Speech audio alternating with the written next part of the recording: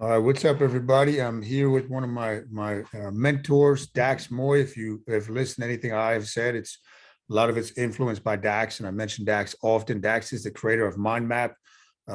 He's really like a living legend in my mind. I mean, I really look up to this guy. So, Dax, thanks for being with me this morning. Thanks, brother. What a nice welcome. That's really nice. Thank you. Yeah, I was talking with one of my buddies I was working out with this morning about I don't know if you heard Louis Simmons pass yesterday, but from Did West not Side know. Barber. Yeah, so Louis passed. He was a mentor as far as strength went to me. But then maybe I was really thinking about my mentors, and three of them have passed in the past 2 years. So, uh, I don't take for granted your knowledge and your wisdom, and hopefully you're with us for another 50 years. I'm It so, really makes me start you've thinking. got me a bit worried now. Let's keep No, it. no, no. I didn't want. I'm not jinxing. But it really made me start thinking, man. Okay, I got Dax. There's not any kind of like reverse correlate between kind of who you choose as a mentor. Like, what's going on here? I'm not getting Oh at crap! it. So let's talk My about. turn. Yeah, no, you'll be with us at least another 50 years, man. 50, 60 years. So let's dive into just a little bit about your background in the special forces. Maybe talk a little bit about the tsunami, because I don't think a lot of people know that story, and then we'll go from there. Yeah, I mean, just to set the record straight, I wasn't actually special forces, but I was airborne commando, and I worked in an area. It's very akin to special forces, but it's not special forces. It's special operations aspects, which included like training for four-man patrols behind enemy lines and all that kind of stuff. Very similar, but there was none of the kind of hostage rescue bit and the kind of, all of that kind of stuff. So I definitely wasn't special forces, and I also spent most of my time actually as a reservist. So kind of I was in the regulars. I joined the regular armed forces when I was just 16 as a boy soldier.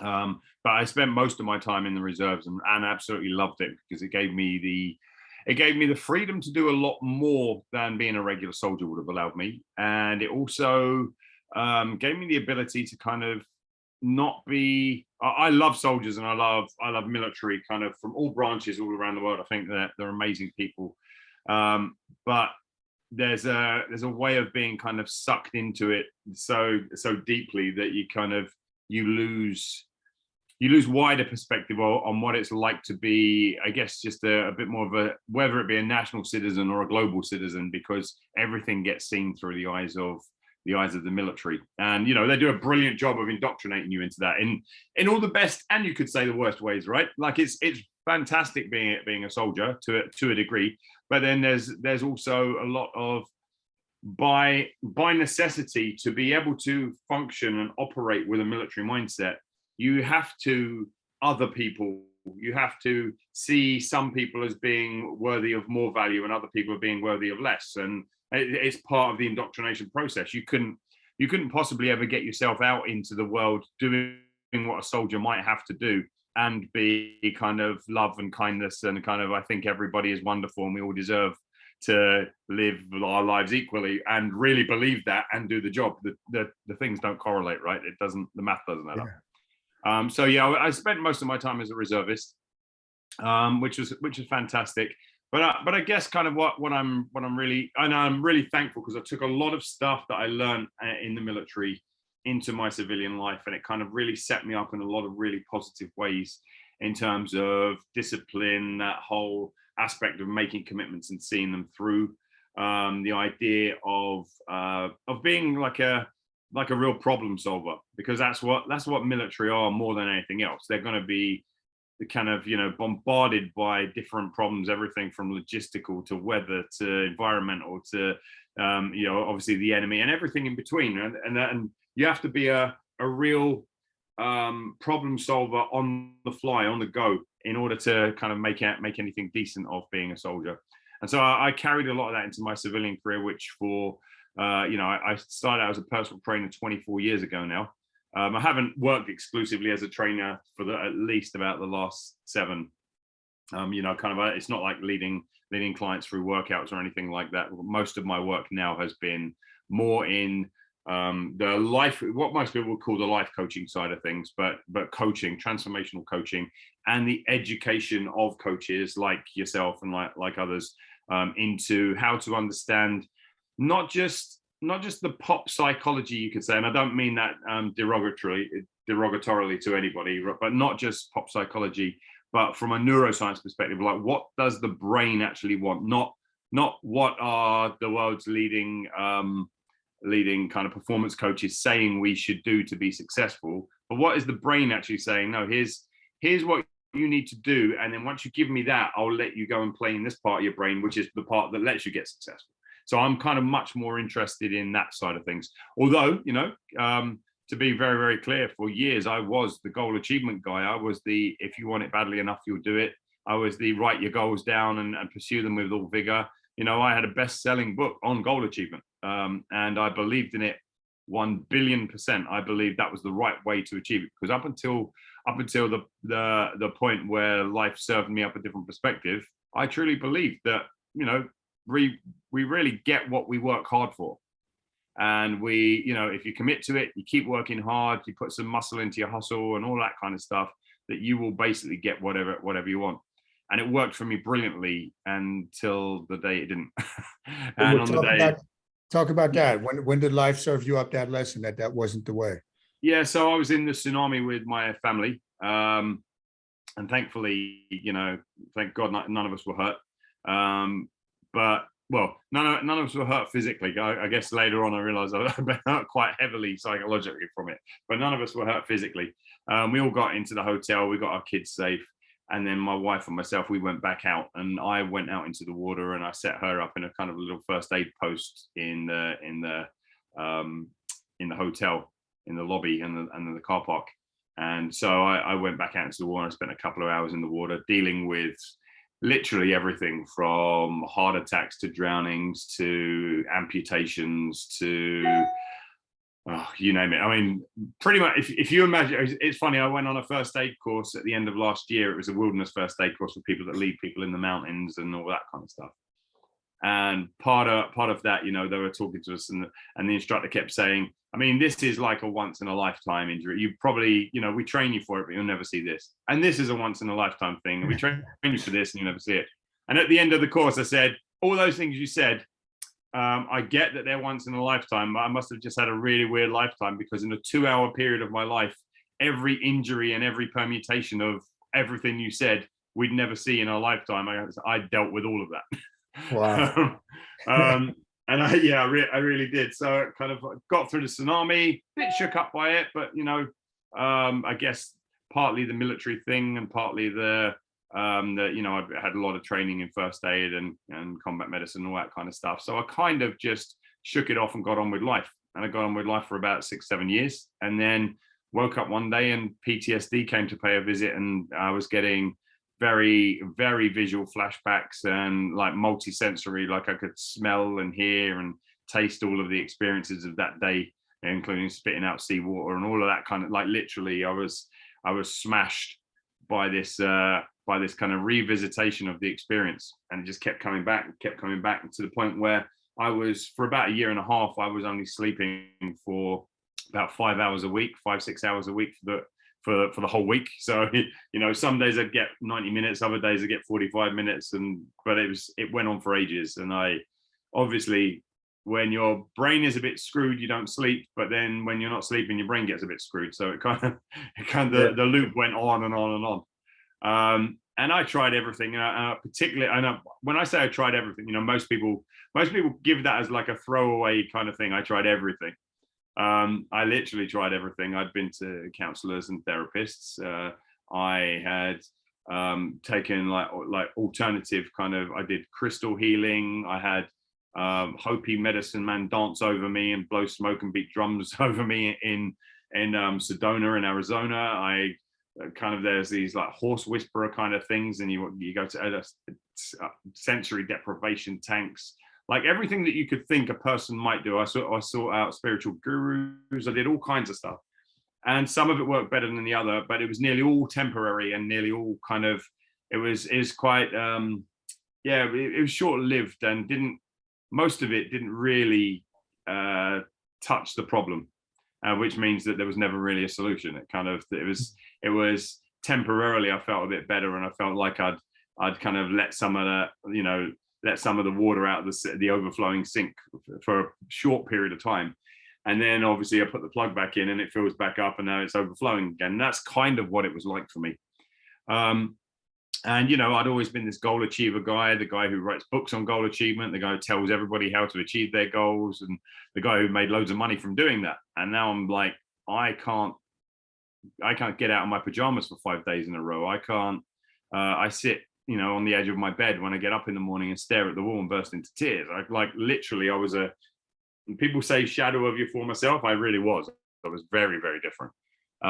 And all of the things that I was teaching people up to that point, set a big goal and pursue it with all vigor and hustle, and all that, none of that worked to get me out of the crap that I was in. And yeah, I mean, that's when I came back to, I'd been a neuro rehab specialist from the physical side of things. So I got people with strokes out of wheelchairs and all of that, so. And I had a really, really good knowledge of neuroscience when it came to the physical side. I was able to accomplish things that most people said couldn't be done.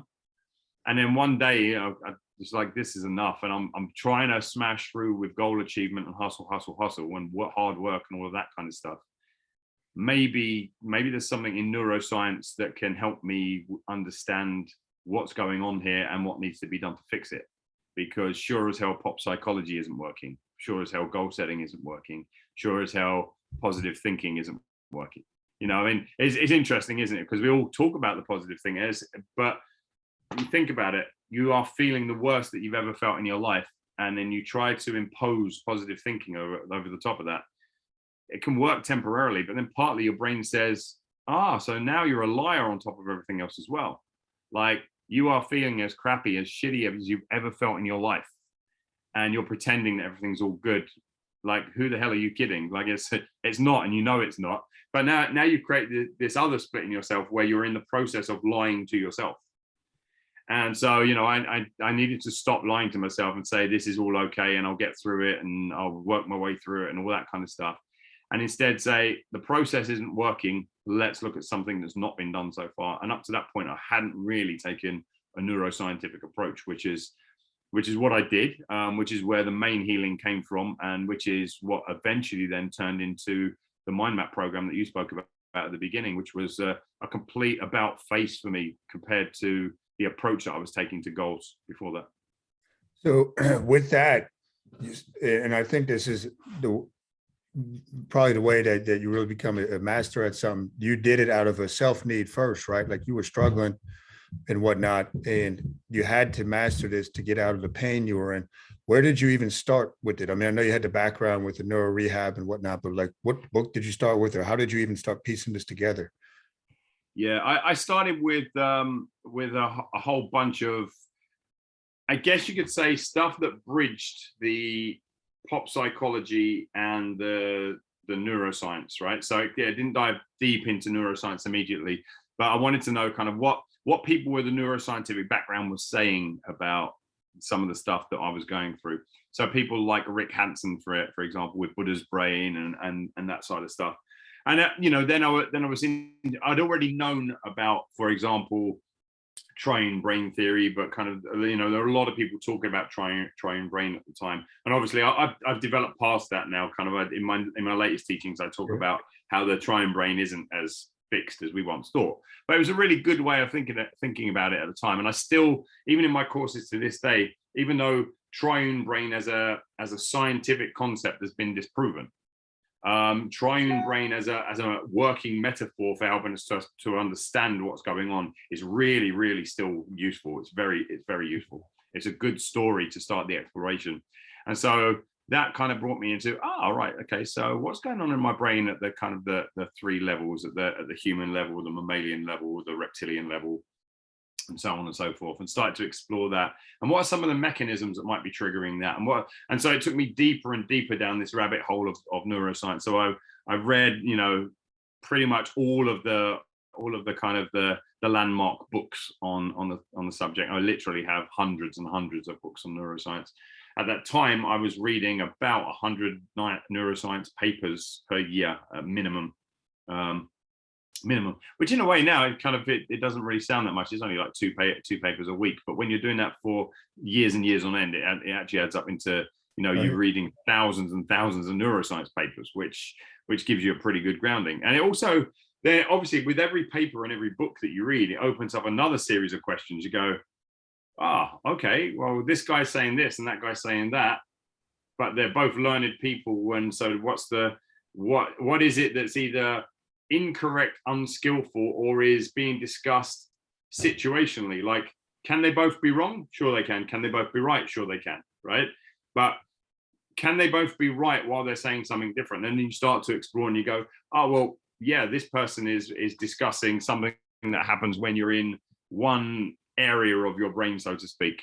And this guy is discussing something that happens when you're in another area of your brain, when that one becomes dominant. And so it started to kind of, the jigsaw puzzle started to come together in this storyline of, right, it's not like we have a brain, we have a number of networks, we have a number of circuits that are responsible for different things at different times with different stimuli in different environments. And so it's a much more fluid kind of thing than most of us maybe realize. We tend to, I think as we get a bit older, we start to think that there's a way that we are, like, that's just how I am, and it's probably how I'll always be.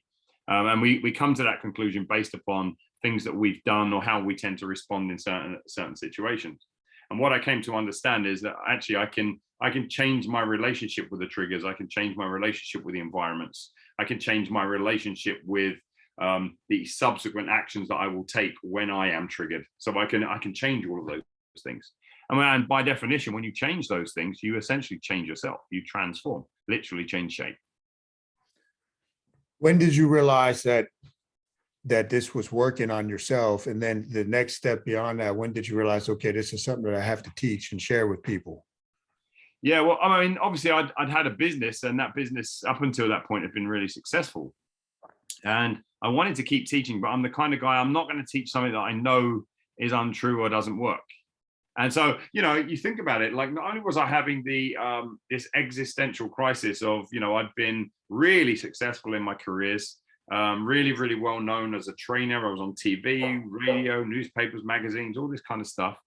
And then the thing that I kind of had got known for, the goal achievement and pushing through and getting what you want, I didn't believe in anymore because it stopped working for me. And so I was like, well, crap, that's one of my businesses down the tubes. It's like, how am I going to go back out into the world and teach this when I don't believe it?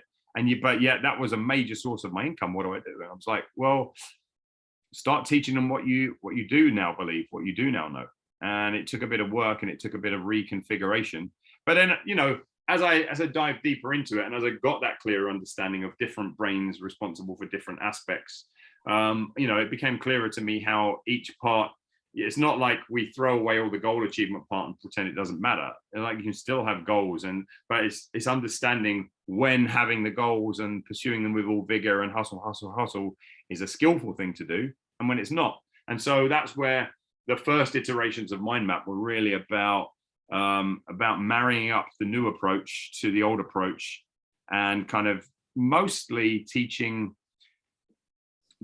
coaches how to understand their own brains. And I think that's one of the things I'm proudest of the Mind Map approach, is that, yeah, it's great. Like, I see you going out into the world and you're making great inroads into the lives of other people. And I see that with so many other Mind Map coaches, which is fantastic. But the thing I'm proudest about is that you all seem to be doing that because of the profound difference it's made in your own lives. Oh. And so now it's not like something you have to sell or something you have to persuade or push or bullshit your way through. Like some things, we've all done courses and we go, well, I've done this course and it seems to be saying the right thing, so let me add that into my business and teach it, right?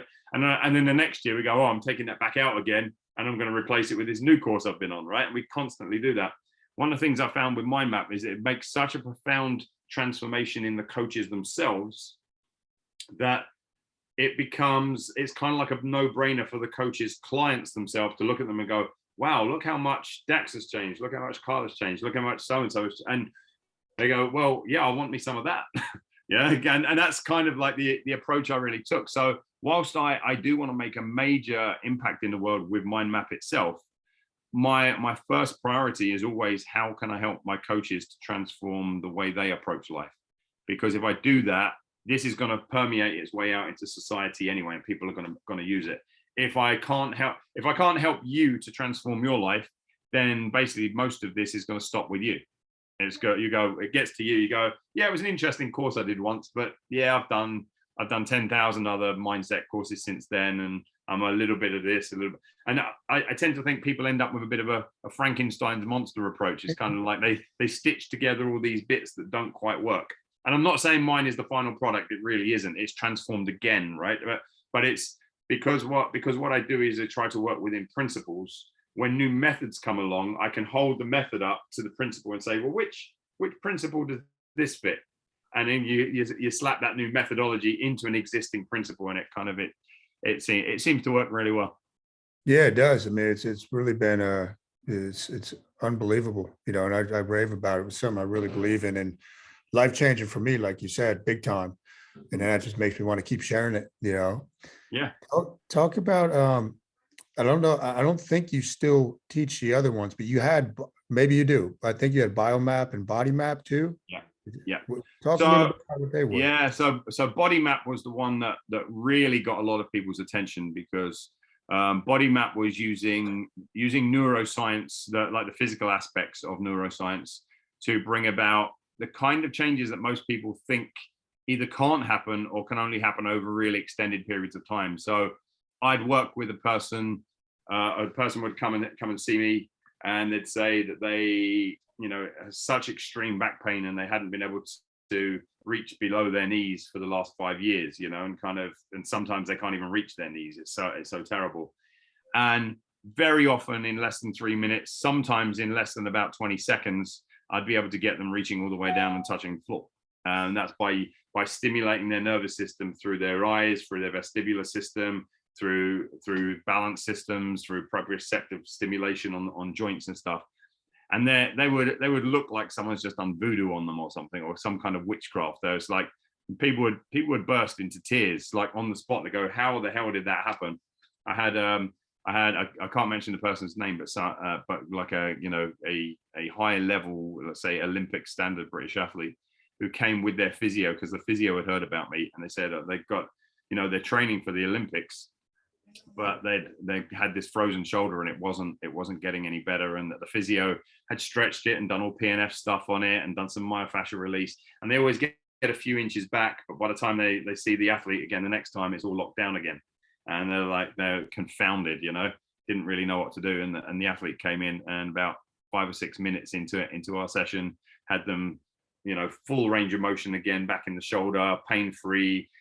We tested them with force drivers as well, and they were able to produce force through it. So they had all their function back again, and it was just like mind blown. So that's the Bodymap program. And again, it's just using neuroscience. Like the brain has specific demands for how it wants stimulus to be applied to it, and then how it's going to interpret that stimulus, and then use that stimulus as a catalyst for the next movement being produced, right? And so if you can learn to read what the nervous system wants, and you can provide it, most of the things that we do as trainers and coaches and therapists and all that kind of stuff, most of that stuff can go by the buyer. You don't have to have people doing extensive stretching prior to training, and all of that kind of stuff. You don't have to be caught up in the old ways of producing strength and force. You can actually say, what happens if I actually let more of the nervous system come to play on these joints? And as long as the joints are sound, which most of the time they are, like, one of the amazing things about the Bodymap system was that, a lot of people were in pain, and I say, I've had this pain for like 10 years, like it just doesn't go away, or I can get it away in certain positions, or if I take certain meds, but it's just been there for so long. And they've convinced themselves that they have injuries, and they go to therapists and physical therapists and osteopaths and chiropractors, and they're saying, yeah, you've clearly injured that joint. I'm like, one of the things I've been able to help them understand is that pain isn't indicative of injury. It rarely is. Like if I get hit by a bus, of course, I'm suffering pain because of trauma. But if I've got ongoing pain, like an injured site doesn't remain injured. Like tissue remodeling doesn't take 10 years for a tissue to remodel, right? So if 10 years later, I'm still feeling pain there, that's not an injury. That's not trauma. That's something else going on. And that's usually going to be related to the nervous system. And if you give the nervous system what it wants, it'll go, oh, okay, I'll let that go now.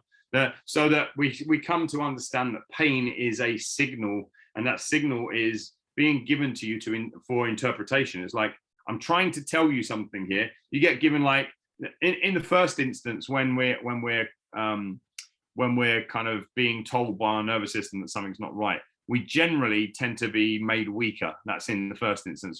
You'll notice that kind of when you're training, like I can normally bench like 250, and now kind of 220 is like a lot of effort. So that's one of the first signals the brain gives you when the nervous system is unhappy. Then then you keep training and you keep trying to blast through it, right? Hustle, hustle, hustle. And then your brain says, okay, well, I tried to do the weakness thing on you. Let me do the range of motion thing on you. And now you notice that you know, when you're benching, one side goes deeper than the other and you can't quite get there. It says, okay, well, I'm doing the range of motion thing on you. And what are you doing? You're stretching the devil out of the shoulder. You're just trying to get it back through force, right? Hustle, hustle, hustle again. And then the next thing it says, okay, well, I've tried the weakness thing on you, and I've tried the strength thing on you, and I've tried the range of motion thing on you. And now, so what we're going to do is we're going to give you a little bit of pain. You're just going to get a little bit of twinge whenever you do this. And you ignore it and you train for the twinge. And it says, okay, let me turn the volume up on pain.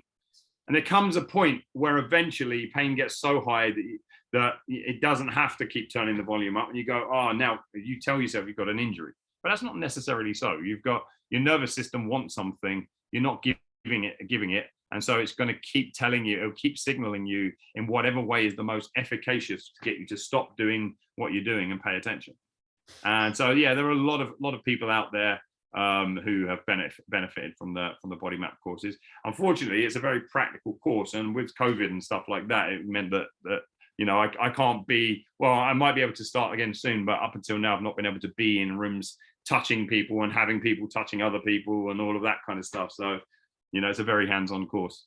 Yeah, and of course, there's the Biomap. I'll give you a shorter explanation of that, but the Biomap explains what goes on in what I refer to as our biological terrain. So basically everything that's on the inside of us, but particularly from a digestive and endocrinological, you know, hormonal perspective, and the understanding about just how different we are inside. We're just as different inside as we are on the outside, and yet people tend to follow these gross rules of you should eat this particular carbohydrate, fat, protein mix, or you should only eat at these times of day and not at those times of day, or you should try and eat more meals, or you should try and eat less meals. And it's not that any of those things are wrong. It's that they're not usually tuned in to the individuals around you. They're more of a they're more taking more of a homogenous approach. Imagine if on the outside, how spooky and weird it would be if everybody that walked down the street, literally every single person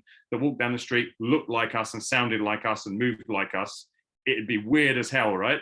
And yet we flip to the internal environment, the internal terrain of being human, and then we say, oh, we're all the same on the inside. Like, oh, it's just calories in, calories out, and you've got to take this and you've got to take that. I was like, no, there's a bit more to it than that. And some of us have higher tolerances for some things that other people find completely toxic. Some people can drink a whole bottle of vodka and get up the next day and go to work.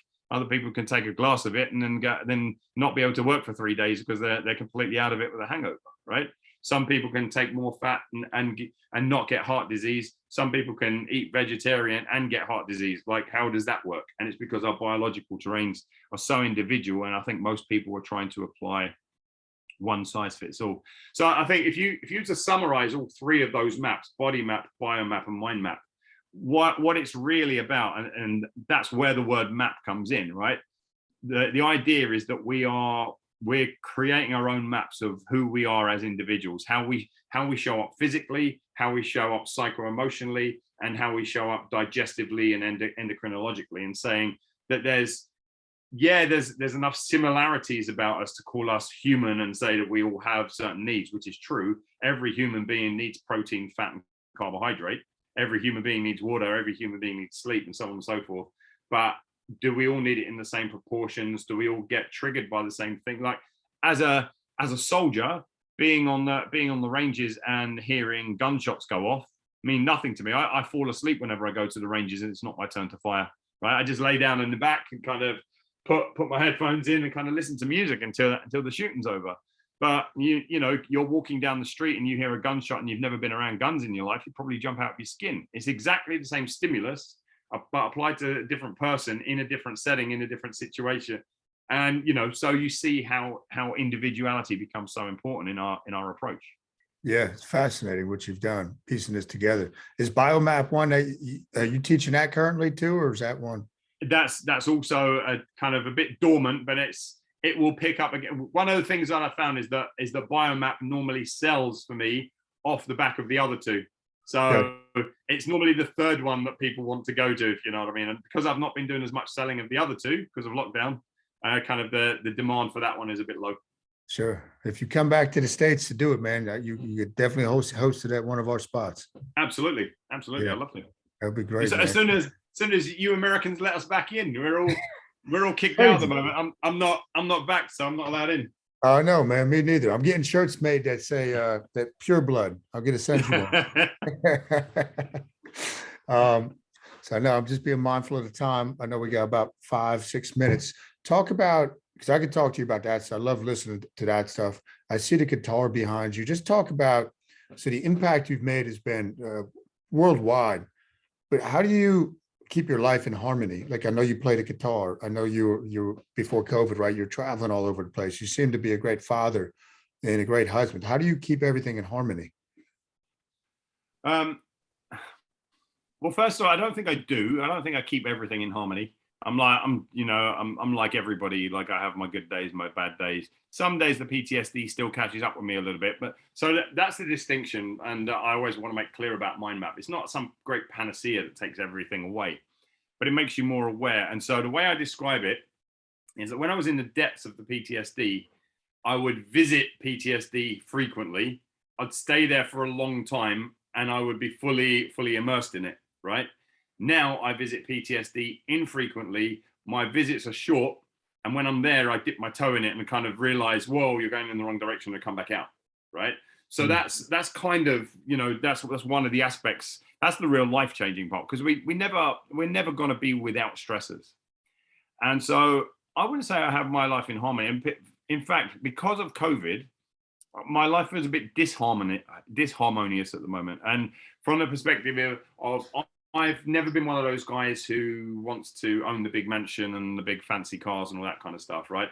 I bought a brand new Land Rover Discovery in 2005, and I still drive it now, right? It's my favorite vehicle. I'm like I've got no intention of changing it.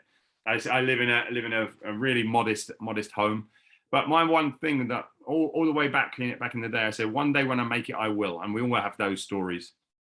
My one day when I make it, I will was never about possessions. It was about places. It was about things I was going to do, see, experience. And so I've spent a lot of my money over the years doing that. You know, kind of a few years ago, I was in Everest. You know, kind of I've spent a lot of money doing all of those things. And it's how I like to spend my money. And, you know, the last 2 years, it been like all the places I really love visiting kind of been off the menu for me, so I can't go there. So that's, you know, life does feel a bit disharmonious for me at the moment, but no, I guess no more so than anyone else, and probably a lot less so than many people. You know, like I don't forget that I have a lot of options and opportunities available to me that, you know, that many people might not have. So, but I'm looking forward to getting back to travel. But that was the long answer. The short answer to your question is I still do a lot of reading. A hell of a lot of reading. That's one of my go-tos. I train pretty much every day. I mean, it's rare that I won't train a minimum of 6 days per week. Okay. Sometimes lifting heavy. At the moment, I've had COVID twice. So I had COVID at the beginning of the year, and it took me a while. I got off the back of that, I got a chest and lung infection because I damaged my lungs at Everest. So I got a chest and lung infection, and it took me a while to kind of find my feet again. And then when I got into training, I was so pissed at getting being taken out of it for a few weeks that I kind of jumped into training a bit too quick, and then all my joints flared up, and they were all a bit angry at me. So I've kind of backed off, and I'm training every day, but I'm doing light training, so I'm not doing any ego lifts. Everything is just kind of either very, very high reps with light weights, excuse me, or kind of doing sort of like matrix type patterns, and isometrics and all kinds of stuff like that in there, so I can keep the muscle size and the strength that I've gained, but give my joints a bit of a break. But yeah, and just recently, I mean, one of the things is I've been out of green for many years. Being a soldier, I'm 51 now. I've got grey in my beard. I know you've got some there as well. I got I've been out of the forces for quite some time. But one of the things that lockdown did for me was, because I wasn't able to train, because I wasn't able to travel, and that's so important, and because I wasn't running on my courses, and that's so important. And obviously, I like the money side of my courses, but more important, you could say, is that I like the fact that I'm able to make a difference. So I go out there and people's jaws drop and they go, wow. And so there's clearly a bit of ego caught in that as well. I like being on the stage and talking to people, but I genuinely like the kind of seeing the impact that my mad ramblings make to people. And so one of the things I did is I went back and I became an Army Cadet Force instructor. So I'm working with youths now. So for the past 5 months, I've been I get into uniform a few times a week, and I go down to the cadet unit and I teach them everything from physical training to weapon handling to paramedic skills and all of that kind of stuff, because I've got quite an extensive background in all of those areas. And yeah, it's been really, really good fun, and it's just really good seeing kids. They range from 12 to 18. With the average being around about the 14, 15 mark. So just seeing kids responding to being challenged and all that kind of stuff. So that's been a really good outlet for me, and a good sense of just reconnecting to something purposeful while my main outputs have been reduced a bit. That's awesome, man. Awesome. I got so many more questions. Next time I'm going to ask you a lot more about Everest too. I completely forgot you did that. We don't have time for that right now. So 2 more quick things. I know Conversations with God, the book, Neil Donald Walsh, that was your favorite. Is that still your favorite book? Yeah, absolutely. Yeah, I read it a couple of times every year. Is that right? Yeah, I go back through it, like the entire series. There are like 9 books, and then there's a bunch of like addendum kind of books that come alongside of it. But yeah, I read them all constantly, and I get every time I read it, I get something different from it. Kind of it's that whole, when the student is ready, the teacher will appear, right? And so sometimes I'm going, all right, yeah, I know that, I've got that bit down, I'm squared away on that, and I'll sit there and I'll read it, and you'll read it and you'll get a different context to it than you got from last time. You go, oh, and then like sometimes I might be stuck on one section. I might just like spend 2 or 3 days thinking about whatever caused me to pause at that point. I'll go, damn, what does that mean then? And how does that fit into my life and who I'm becoming? And so when I first used to read it, it was like literally like cover to cover. Now it's very contemplative process. It's a lot slower, and it's like having a coach. It's like having a coach in your back pocket. Yeah. I got to get the other ones in the series. I only have the original that you told me about. Yeah, there's loads. There's loads. And last thing, where can people, I'll put all this in the show notes, but where can people find out more about Biomap or just follow you? What's the best way for them to? Yeah, so I'm really fortunate that there's literally only one Dax Moy in the world at the moment, right? With that name combination. So if you Google me, you'll find me. If I use Facebook a lot more than I use any of the other social media. Although my presence on Facebook is a lot less than it ever used to be. Like I used to show up literally every day. Now I kind of show up more if I really feel like I've got something to add to the conversation or something I really want to talk about. I used to kind of back in the day feel like, oh, you have to show up every day. I impose these rules upon myself. But now it's just like, yeah, I'm not feeling like a Facebook version of Dax Moy today. I'm feeling like kind of let the world do its thing and sit there happily in the background, drinking a cup of coffee and reading your favorite book. But you can find me daxmoy.com. But regarding the actual coaching courses, mindmapcoach.com is the best place to go. And the newest version of Mind Map, the 3.0 version, is coming out.